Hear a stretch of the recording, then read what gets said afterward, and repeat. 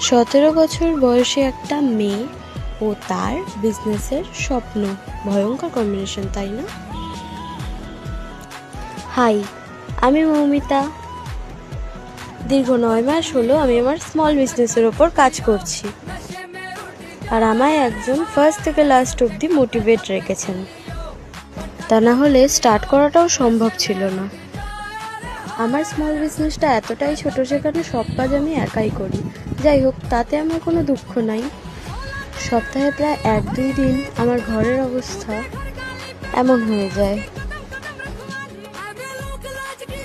আর বেশিরভাগ অর্ডার আমার এলাকার মধ্যেই থাকায় প্রায় 2 দিন অন্তর আমায় বেরাতে হয়। আর কয়েকজন আমায় এত ভালোবাসে, তারা তো সোজা আমার বাড়ি এসে জিনিস নিয়ে যায়। তো এইভাবেই